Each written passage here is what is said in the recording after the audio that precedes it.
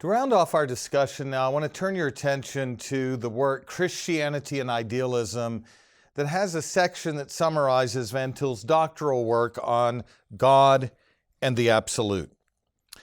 Van Til states the substance of his doctoral thesis in the preface to Christianity and Idealism, and this thesis governed all of his subsequent work. He says, quote, "Absolute idealism has a language which resembles that of Christianity, but its thought content leads invariably toward pragmatism." He amplifies that absolute idealism claims to stand for the maintenance of absolute truth and value, while pragmatism has frankly embraced the relativity of truth and value. But in Van Til's estimate, idealism in the final analysis cannot be meaningfully distinguished from pragmatism, since neither affirm the immutable and simple triune God of Scripture. Both idealism and pragmatism, for all of their differences, unite in denying the self-contained being and the self-contained knowledge and the authoritative revelation of the triune God. Now let me give you just a brief background on the nature of pragmatism as a philosophy.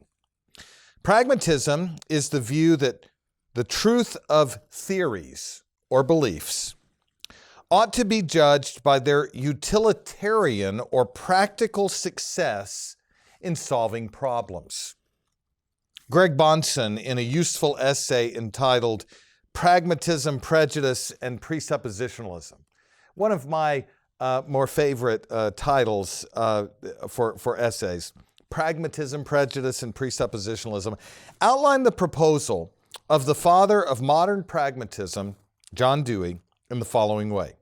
Quote, "Dewey insisted that knowledge should no longer be understood in terms of theoretical justification, but rather in the context of man's active struggle to adapt to his environment and survive in the face of whatever threatens his life."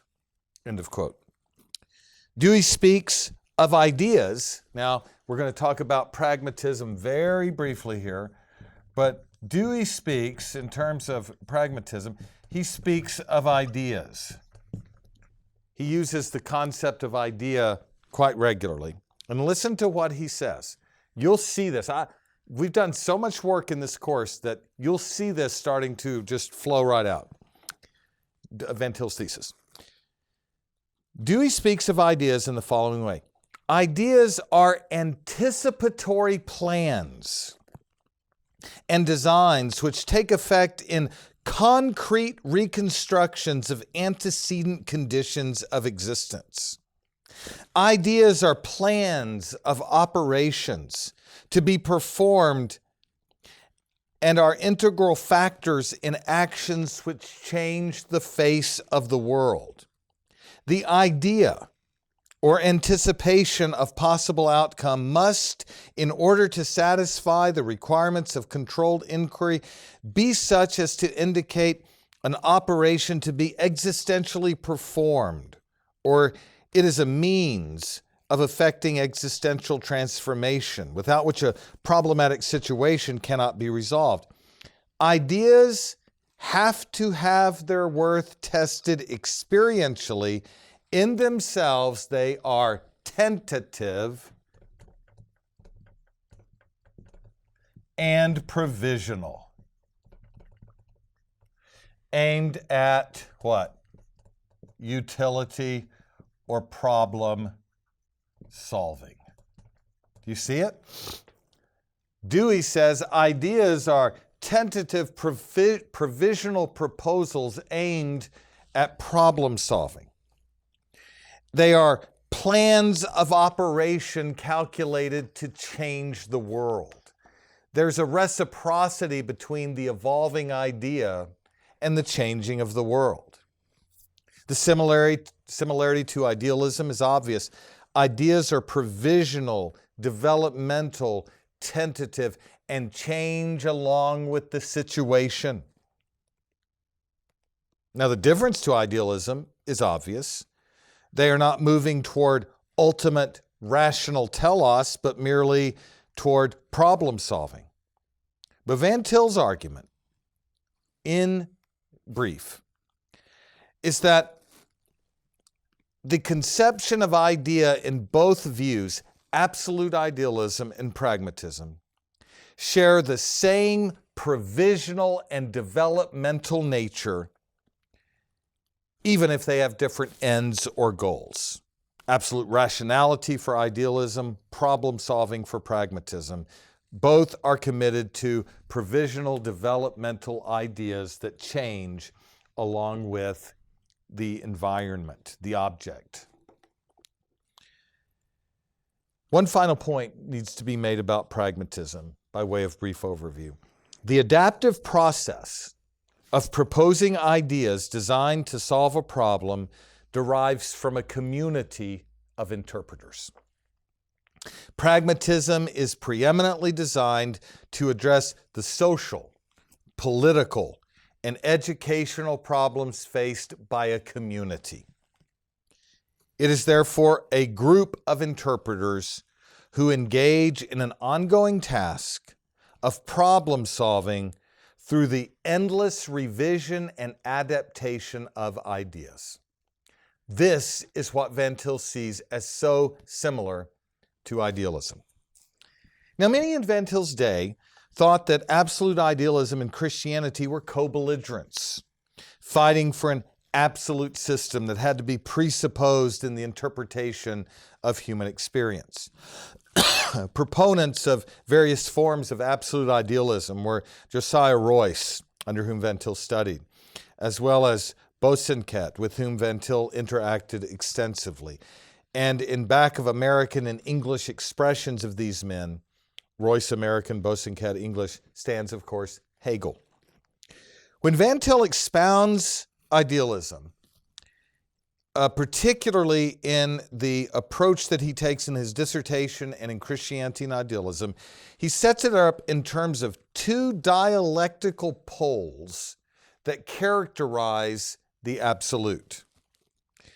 And he says, first, idealism has maintained the necessity of presupposing a unity basic to diversity, a timeless unity basic to diversity, and one ultimate subject of interpretation.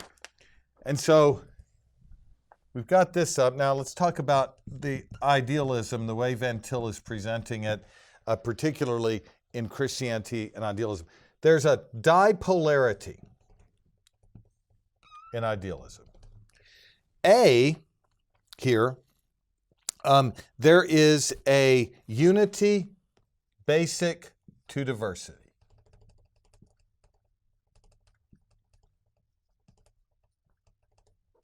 B, there is a timeless unity basic to diversity. And C, there is one ultimate subject of interpretation. And Van Til says that most idealists even use interchangeably the terms absolute and God. And he says that if you look only at this, if you isolate this, there's a unity basic to diversity, there's a timeless unity basic to that diversity, and there's one ultimate subject of interpretation. Many people see in what we'll call pole number 1 of this dipolar construction. This looks a lot, most people said, this looks like Christianity. I'll put a question mark. Many were saying this looks like Christianity. But here's what Van Til says. Van Til says, idealism has also maintained, we'll call this now pole number 2, has also maintained a plurality basic to unity Secondly, a temporal plurality basic to unity. And three, a plurality of interpreters.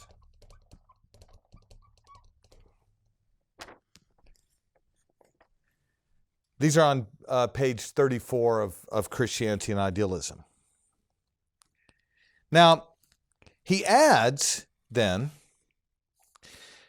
that these two conflicting tendencies, pole number one and pole number two, he says these two are mutually destructive of one another. These two are mutually destructive of one another. Why? Because, to put it simply, the idealists predicate of the absolute a dipolarity. There are two poles that characterize the absolute of idealism.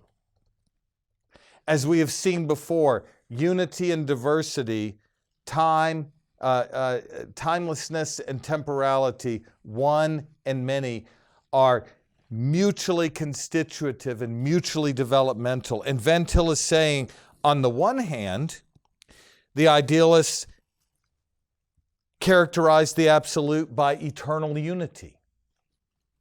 On the other hand, the idealists characterize the absolute by temporal diversity. Both are predicated of the absolute because the absolute does not exist apart from, has no existence apart from the world of particulars. Thought and objects are mutually constitutive. And so on this side, it seems if there's a plurality as basic as the unity, if there's a temporal plurality as basic as eternal unity, plurality of interpreters, this looks like what? Monism, pole number two. You have something approximating theism. Some people would say Christianity. You have something approximating monism. And these two poles, Van Til is saying, are dialectically related. But the dialectic is a destructive one. Why? It is dialectically or inherently self-destructive if we understand God to be self-contained and self-sufficient in his being and knowledge as he relates to creation.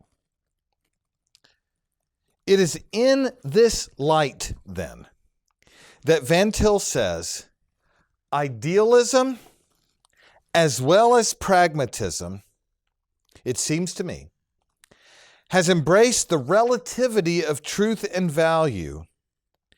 Idealism as well as pragmatism is a foe of biblical theism. Now, I want you to dwell on that with me just for a moment. The reason why Van Til brings this into view is that in both constructions, whether it's pragmatism or idealism, whether it's aimed at the utility and problem solving in pragmatism, or it's aimed at an ultimate developmental truth in idealism, Van Til says that both assume that temporal diversity and timeless unity are ontological and epistemological corollaries of one another. That's particularly showcased in idealism. And he says it is the emphasis on time and succession as an inseparable aspect of the whole of reality that leads idealism far away from theism and very close to pragmatism. So let me put it this way. let me put it this way. What characterizes ideas here? Development and change. What characterizes the absolute? A unity is basic to diversity, a plurality basic to unity, timeless unity, temporal plurality, one subject of interpretation, a plurality of interpreters, as two aspects of one developmental reality. So for Van Til, both of these enshrine process. Both enshrine process. On the absolute idealists, eternity and time are corollaries and exist in the same kind of process as tentative provisional ideas in pragmatism. And he says it's the emphasis on time and succession as an inseparable aspect of the whole of reality, pole number one and pole number two together, that leads idealism far away from theism and very close to pragmatism. And after an analysis of the metaphysics of idealism, Van Til moves on to an analysis of the problem inherent in idealist epistemology. So what's the big problem with idealist metaphysics? It's process metaphysics, just like pragmatism at that most basic level. But what about epistemology? Well, in Van Til's analysis, the metaphysical scheme advanced by idealism necessitates its epistemological position, since the difference in metaphysics, quote, corresponds to the difference in epistemology. Now, please hear this. We've already showcased this in Hegel. This is a little higher level view. We're not as deep. But Van Til says that if the absolute develops over time, then so does its understanding or consciousness. Both God, the single subject of interpretation, and humanity, the corporate subjects of interpretation, require one another and are both subject to what? Process, epistemological process. Van Til claims quite directly that the central problem with absolute idealism is the ignorance of the absolute. He says, quote, idealism has no complete actuality at the basis of possibility. And he says, especially about the absolute, page 25, Christianity and Idealism, the end is not known to the absolute from the beginning, since the absolute himself has to wait for the facts to come in. The absolute must remain ignorant of features, both present and future, since its knowledge is developmental. I'll use two examples that might be familiar. They appear in Scott Oliphant's God With Us. In Genesis 22, on the God With Us proposal, when God asks or says to Abraham, "Now I know that you believe me," his thesis is that God has now come to know what he didn't know before. Genesis 3:9, God has now has to call out to Adam and Eve where they are hiding. Oliphant, page 195 of God With Us, the lack of knowledge that God has as given to us in Genesis 22:12 is a covenantal lack. It's a lack in which God's relationship to his people includes his real and literal interaction. That is a contemporary illustration of the divine ignorance theory that Van Til says lies at the heart of idealism. You have to appreciate this, that if the being of the absolute is in process, then the knowledge of the absolute is in process, And when this is applied hermeneutically to the teaching of the Bible, every instance where God says, "Now I know," is taken univocally, taken literally, taken developmentally. Van Til would call such a view pantheistic. He says in the Survey of Christian Epistemology about idealism and other forms of correlativism, quote, "The all-important question is what kind of a God reveals himself." Pantheistic thinkers also speak of God revealing himself and might therefore also speak of a revelational epistemology if they desired. But for the sake of clearness, the term revelation should really be reserved for biblical thought. According to this view, God has been and is eternally self-conscious. There is no fringe of ignorance or darkness in him. It is this concept of a completely self-conscious God that is all important in epistemology. End of quote. Any view of an ignorant or developing deity is pantheism. Divine ignorance theories are pantheistic no matter what nomenclature is applied to them. And Van Til would call an ignorant deity a foe of theism. Van Til then widens his lens to bring us back to Kant and Hegel, with whom we, in essence, began this course. In the concluding essay of the collection of essays in Christianity and Idealism, in an essay which I think is just one of the best titles in years, Kant or Christ, Van Til provides us with a fundamental contribution of Kant to his idealist heirs. Van Til says that the absolute in the idealist program, quote, is the natural result of the Kantian creative theory of thought, which is inherent in idealistic as well as pragmatic logic, end quote.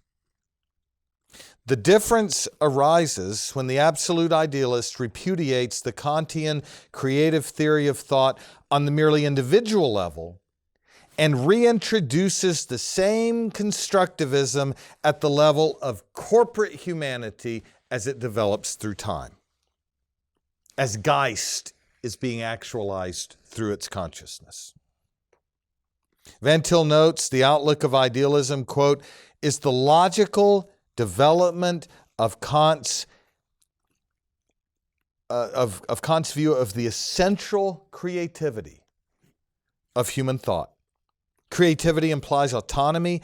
Kant carried this idea into the field of morals. Hegel consistently applied it to all reality. End of quote.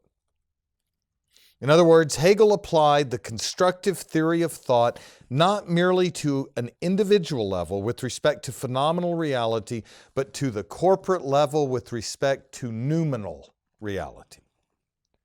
The human mind not only constructs features of his experience in the world of appearances, but constitutes what is ultimately real and rational itself. And what precisely did Kant and Hegel unite in affirming? Van Til says they both assume the ultimacy of time. The ultimacy of time pervades Kant's metaphysical agnosticism. The temporalism in Kant rested at the core of his program, and it found expression on a grand scale in the various systems of absolute idealism. Particularly apparent in absolute idealism's ontological correlativism and what Van Til called epistemological pluralism. Van Til's point is clear. The basic philosophical outlook of both Kant and absolute idealism agrees with pragmatism's insistence on the obsolescence of the eternal. The unifying feature of all these outlooks is a denial of the self-contained ontological trinity in favor of an ultimate temporalism that is ultimately irrational.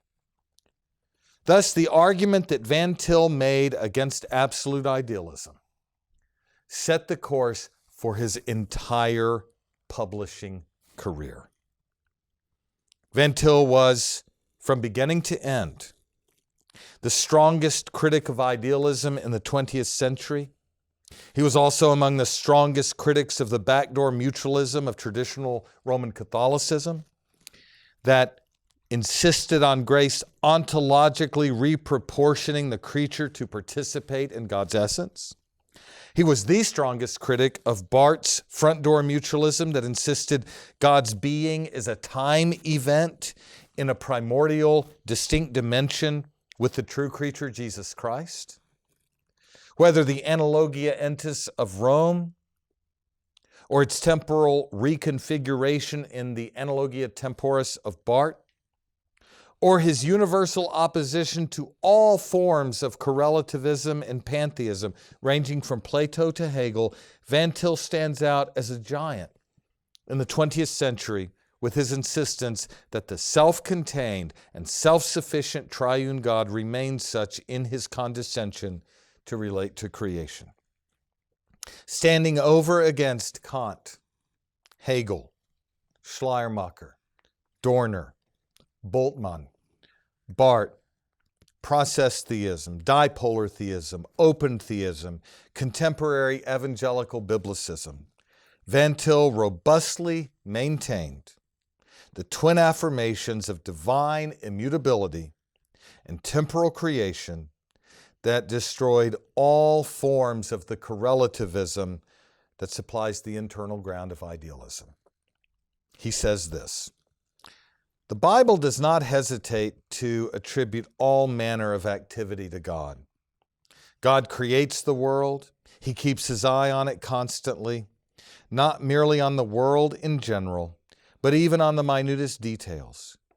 But throughout all this activity with respect to the created universe, he himself is said to remain unchanged. Isaiah 41:4, 43:10, 46:4, 48:12, Deuteronomy 32:39, John 8:58, and Hebrews 13:8.